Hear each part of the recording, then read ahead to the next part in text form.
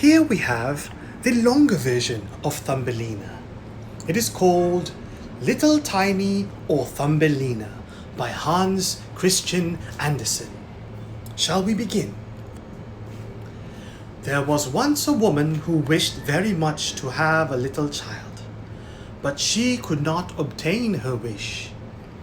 At last she went to a fairy and said, "I should so very much like to have a little child. Can you tell me where I can find one?" "Oh, that can be easily managed," said the fairy. "Here is a barleycorn of a different kind to those which grow in the farmer's fields, and which the chickens eat. Put it into a flower pot and see what will happen." "Thank you," said the woman, and she gave the fairy 12 shillings, which was the price of the barleycorn. Then she went home and planted it, and immediately there grew up a large, handsome flower, something like a tulip in appearance, but with its leaves tightly closed, as if it was still a bud. "It is a beautiful flower," said the woman, and she kissed the red and gold-colored leaves, and while she did so, the flower opened, and she could see that it was a real tulip. Within the flower, upon the green velvet stamens, sat a very delicate and graceful little maiden. She was scarcely half as long as a thumb, and they gave her the name of Thumbelina, or Tiny, because she was so small. A walnut shell, elegantly polished, served her for a cradle. Her bed was formed of blue-violet leaves, with a rose leaf for a counterpane. Here she slept at night, but during the day she amused herself on a table, where the woman had placed a plate full of water. Round this plate were wreaths of flowers with their stems in the water, and upon it floated a large tulip leaf, which served Tiny for a boat. Here the little maiden sat and rowed herself from side to side with 2 oars made of white horsehair. It really was a very pretty sight. Tiny could also sing so softly and sweetly that nothing like her singing had ever before been heard. One night, while she lay in her pretty bed, a large, ugly, wet toad crept through a broken pane of glass in the window and leapt right upon the table where Tiny lay sleeping under her rose-leaf quilt. "What a pretty little wife this would make for my son," said the toad, and she took up the walnut shell in which little Tiny lay asleep and jumped through the window with it into the garden. In the swampy margin of a broad stream in the garden lived the toad with her son. He was uglier even than his mother, and when he saw the pretty little maiden in her elegant bed, he could only cry, "Croak, croak, croak."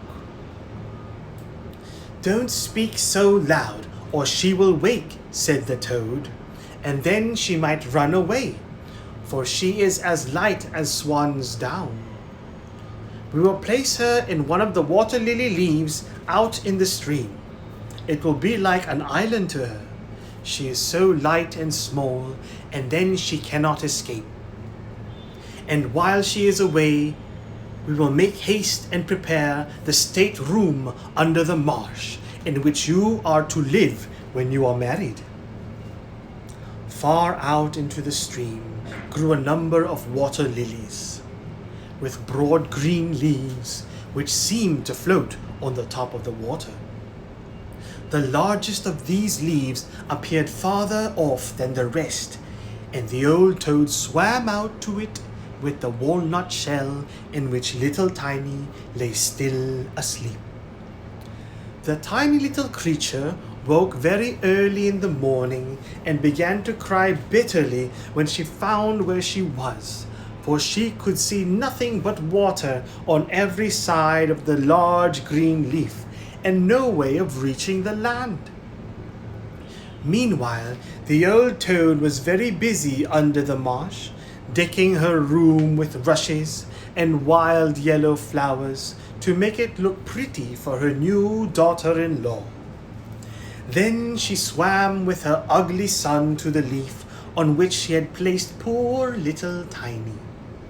She wanted to fetch the pretty bed, that she might put it in the bridal chamber to be ready for her. The old toad bowed low to her in the water and said, "Here is my son. He will be your husband, and you will live happily in the marsh by the stream."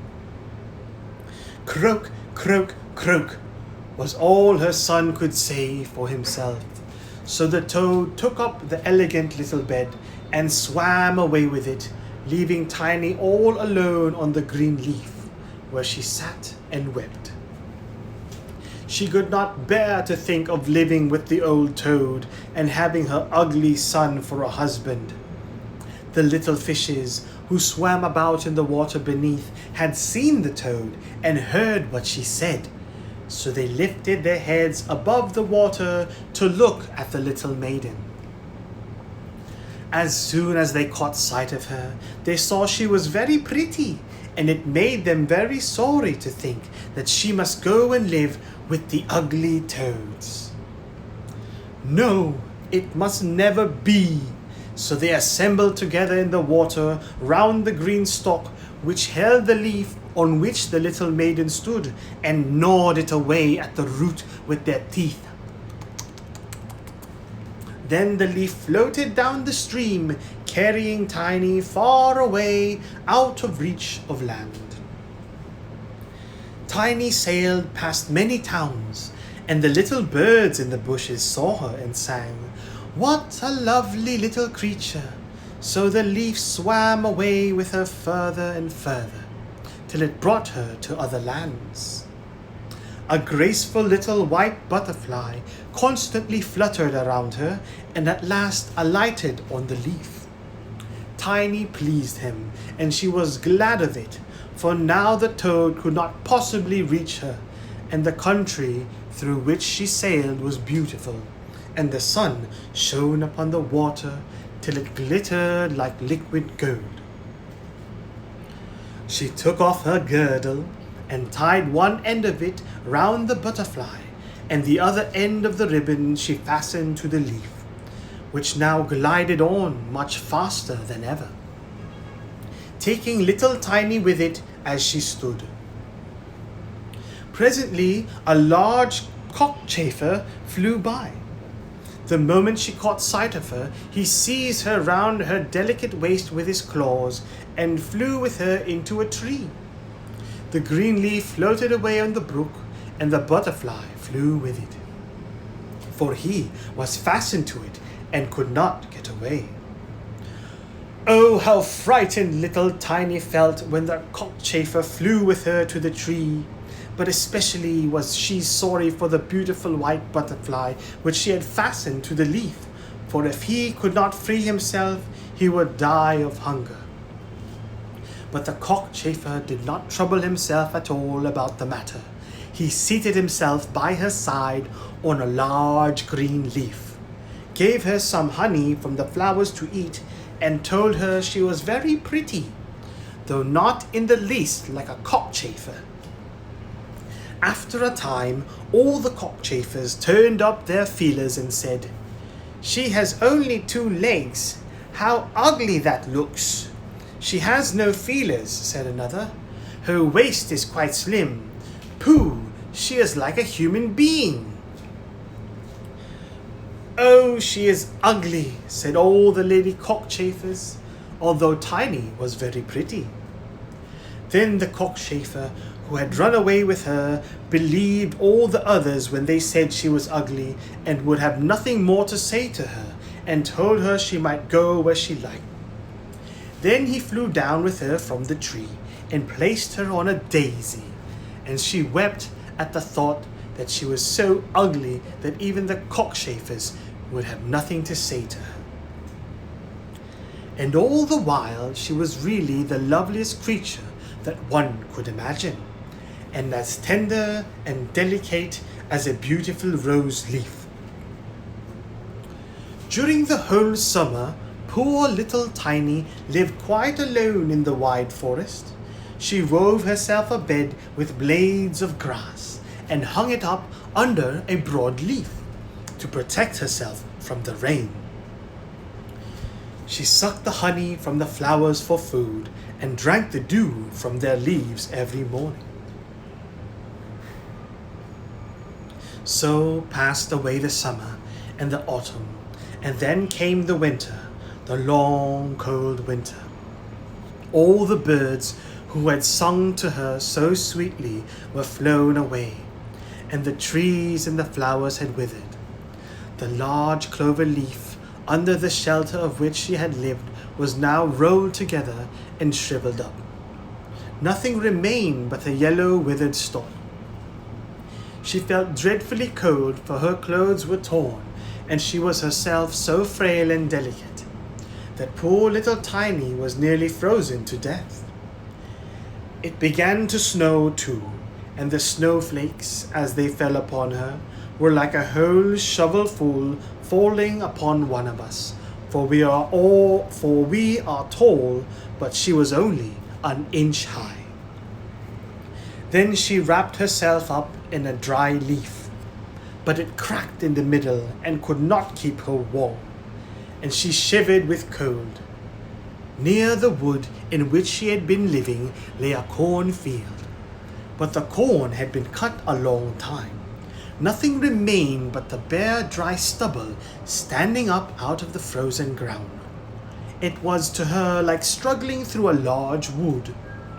Oh, how she shivered with the cold! She came at last to the door of a field mouse, who had a little den under the corn stubble. There dwelt the field mouse in warmth and comfort, with a whole room of corn, a kitchen, and a beautiful dining room. Poor little Tiny stood before the door just like a little beggar girl and begged for a small piece of barley corn, for she had been without a morsel to eat for 2 days. "You poor little creature," said the field mouse, who was really a good old field mouse, "come into my warm room and dine with me." She was very pleased with Tiny, so she said, "You are quite welcome to stay with me all the winter if you like, but you must keep my rooms clean and neat and tell me stories, for I shall like to hear them very much." And Tiny did all the field mouse asked her and found herself very comfortable. "We shall have a visitor soon," said the field mouse one day. "My neighbor pays me a visit once a week. He is better off than I am. He has large rooms and wears a beautiful black velvet coat. If you could only have him for a husband, you would be well provided for indeed. But he is blind, so you must tell him some of your prettiest stories." But Tiny did not feel at all interested about this neighbor, for he was a mole. However, he came and paid his visit dressed in his black velvet coat. "He is very rich and learned, and his house is 20 times larger than mine," said the field mouse. He was rich and learned, no doubt, but he always spoke slightly of the sun and the pretty flowers, because he had never seen them. Tiny was obliged to sing to him, "Lady bird, fly away home," and many more other pretty songs. And the mole fell in love with her because she had such a sweet voice, but he said nothing yet, for he was very cautious. A short time before, the mole had dug a long passage under the earth, which led from the dwelling of the field mouse to his own. And here and here she had permission to walk with Tiny whenever she liked. But he warned them not to be alarmed at the sight of a dead bird which lay in the passage. It was a perfect bird, with a beak and feathers, and could not have been dead long, and was lying just where the mole had made his passage. The mole took a piece of phosphorescent wood in his mouth, and it glittered like fire in the dark. Then he went before them to light them through the long dark passage. When they came to the spot where lay the dead bird, the mole pushed his broad nose through the ceiling. The earth gave way so that there was a large hole, and the daylight shone into the passage. In the middle of the floor lay a dead swallow, his beautiful wings pulled close to his sides, his feet and his head drawn up under his feathers. The poor bird had evidently died of the cold. It made little Tiny very sad to see. She did so love the little birds. All the summer they had sung and twittered for her so beautifully. But the mole pushed it aside with his crooked legs and said, "He will sing no more now. How miserable it must be to be born a little bird. I am thankful that none of my children will ever be birds, for they can do nothing but cry, tweet, tweet, and always die of hunger in the winter."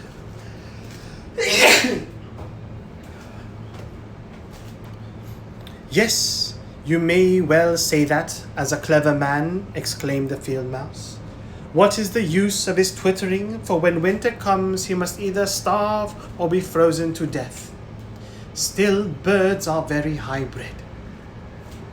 Tiny said nothing, but when the two others had turned their backs on the bird, she stooped down and stroked aside the soft feathers which covered the head and kissed the closed eyelids. "Perhaps this was the one who sang to me so sweetly in the summer," she said, "and how much pleasure it gave me, you dear pretty bird." The mole now stopped up the hole through which the daylight shone, and then accompanied the lady home. But during the night Tiny could not sleep, so she got out of bed and wove a large, beautiful carpet of hay. Then she carried it to the dead bird and spread it over him, with some down from the flowers which she had found in the field mouse's room. It was as soft as wool, and she spread some of it on each side of the bird, so that he may lie warmly in the cold earth. "Farewell, you pretty little bird," said she. "Farewell. Thank you for your delightful singing during the summer, when all the trees were green and the warm sun shone upon us." Then she laid her head on the bird's breast, but she was alarmed immediately, for it seemed as if something inside the bird went thump, thump. It was the bird's heart. He was not really dead, only benumbed with the cold, and the warmth had restored him to life. In autumn, all the swallows fly away into warm countries, but if none happen to linger, the cold seizes it, it becomes frozen and falls down as if dead. It remains where it fell, and the cold snow covers it. Tiny trembled very much. She was quite frightened, for the bird was large, a great deal larger than herself. She was only an inch high. But she took courage, laid the wool more thickly over the poor swallow, and then took a leaf which she had used for her own counterpane and laid it over the head of the poor bird. The next morning she again stole out to see him. He was alive, but very weak. He could only open his eyes for a moment to look at Tiny, who stood by holding a piece of decayed wood in her hand, for she had no other lantern. "Thank you, pretty little maiden," said the sick swallow. "I have been so nicely warmed that I shall soon regain my strength and be able to fly about again in the warm sunshine." "Oh," said she, "it is cold outdoors now. It snows and freezes. Stay in your warm bed. I will take care of you. Then she brought the swallow more water in a flower leaf, and after he had drank, he told her that he had wounded one of his wings in a thorn bush and could not fly as fast as the others, who were soon far away on their journey to warm countries.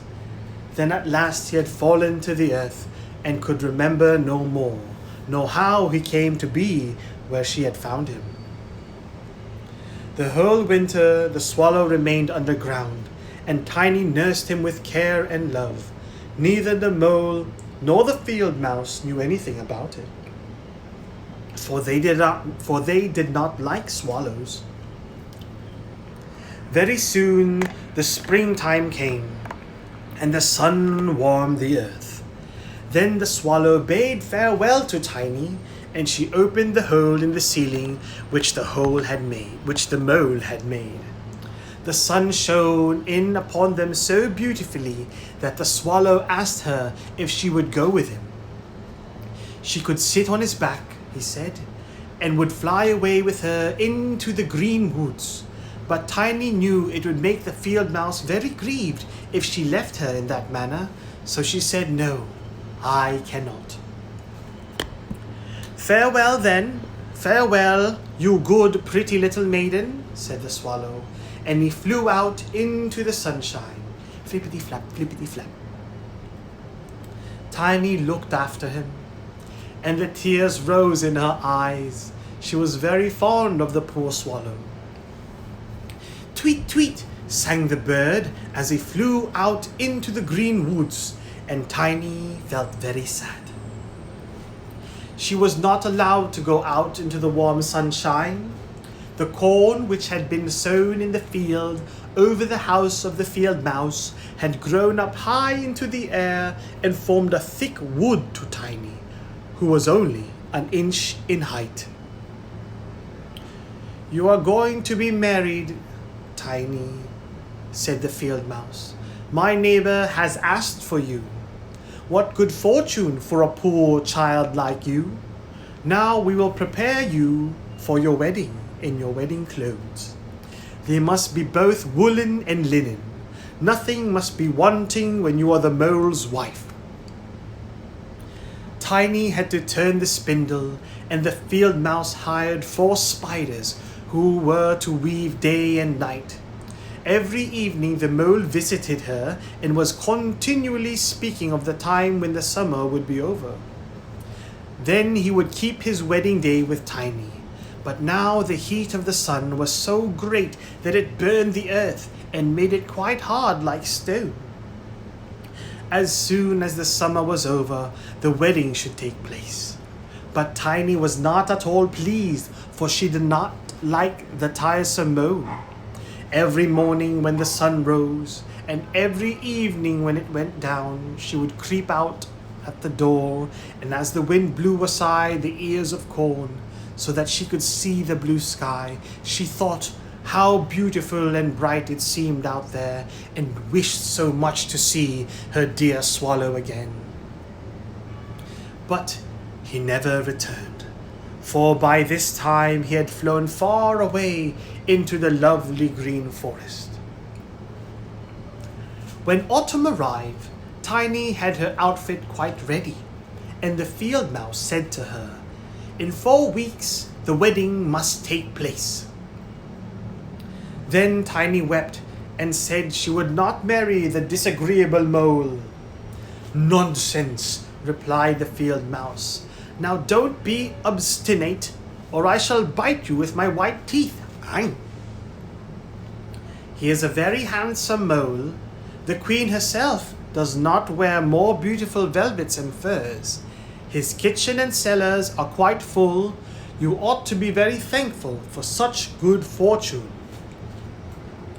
So the wedding day was fixed, on which the mole was to fetch Tiny away to live with him deep under the earth, and never again to see the warm sun, because he did not like it. The poor child was very unhappy at the thought of saying farewell to the beautiful sun, and as the field mouse had given her permission to stand at the door, she went to look at it once more. "Farewell, bright sun," she cried, stretching out her arm towards it, and then she walked a short distance from the house, for the corn had been cut, and only the dry stubble remained in the fields. "Farewell, farewell," she repeated, twining her arm around a little red flower that grew just by her side. "Greet the little swallow from me if you should see him again." Tweet, tweet sounded over her head suddenly. She looked up, and there was the swallow himself flying close by. As soon as he spied Tiny, he was delighted, and then she told him how unwilling she felt to marry the ugly mole, and to live always beneath the earth, and never to see the bright sun any more. And as she told him, she wept. "Cold winter is coming," said the swallow, "and I'm going to fly away into warmer countries. Will you go with me? You can sit on my back and fasten yourself on with your sash. Then we can fly away from the ugly mole and his gloomy rooms, far away over the mountains into warmer countries where the sun shines more brightly than here, where it is always summer and the flowers bloom in greater beauty. Fly now with me, dear little Tiny. You saved my life when I lay frozen in that dark passage." "Yes, I will go with you," said Tiny, and she seated herself on the bird's back with her feet on his outstretched wings and tied her girdle to one of his strongest feathers. Then the swallow rose in the air and flew over the forest and over the sea, high above the highest mountains, covered with eternal snow. Tiny would have been frozen in the cold air, but she crept under the bird's warm feathers, keeping her little head uncovered, so that she might admire the beautiful lands over which they passed. At length they reached the warm countries where the sun shines brightly, and the sky seems so much higher above the earth. Here, on the hedges and by the wayside, grew purple, green, and white grapes. Lemons and oranges hung from trees in the woods, and the air was fragrant with myrtles and orange blossoms. Beautiful children ran along the country lanes, playing with large, gay butterflies, and as the swallow flew further and further, every place appeared still more lovely. At last they came to a blue lake, and by the side of it, shaded by trees of the deepest green, stood a palace of dazzling white marble, built in the olden times. Vines clustered round its lofty pillars, and at the top were many swallows' nests, and one of these was the home of the swallow who carried Tiny. "This is my house," said the swallow, "but it would not do for you to live there. You would not be comfortable. You must choose for yourself one of those lovely flowers, and I will put you down upon it, and then you shall have everything that you can wish to make you happy." "That will be delightful," she said, and clapped her little hands for joy. A large marble pillar lay on the ground, which in falling had been broken into 3 pieces. Between these pieces grew the most beautiful large white flowers, so the swallow flew down with Tiny and placed her on one of the broad leaves. But how surprised she was to see in the middle of the flower a tiny little man, as white and transparent as if he had been made of crystal. He had a gold crown on his head and delicate wings at his shoulders, and was not much larger than Tiny herself. He was the angel of the flower, for a tiny man and a tiny woman dwell in every flower, and this was the king of them all. "Oh, how beautiful he is," whispered Tiny to the swallow. And the little prince was at first quite frightened at the bird, who was like a giant compared to such a delicate little creature as himself. But when he saw Tiny, he was delighted and thought her the prettiest little maiden he had ever seen. He took the gold crown from his head and placed it on hers and asked her name, and if she would be his wife and queen over all the flowers. This certainly was a very different sort of husband to the son of the toad or the mole with my black velvet and fur. So she said yes to the handsome prince. Then all the flowers opened, and out of each came a little pretty lady or a tiny lord, all so pretty it was quite a pleasant pleasure to look at them. Each of them brought Tiny a present, but the best gift was a pair of beautiful wings which had belonged to a large white fly, and they fastened them to Tiny's shoulders so that she might fly from flower to flower. Then there was much rejoicing, and the little swallow who sat above them in his nest was asked to sing a wedding song, which he did as well as he could. But in his heart he felt sad, for he was very fond of Tiny and would have liked never to part from her again. "You must not be called Tiny any more," said the spirit of the flowers to her. "It is an ugly name, and you are so very pretty. We will call you Maia." "Farewell, farewell," said the swallow with a heavy heart, as he left the warm countries to fly back into Denmark. There he had a nest over the window of a house in which dwelt the writer of fairy tales. The swallow sang, "Tweet, tweet," and from his song came the whole story. The end.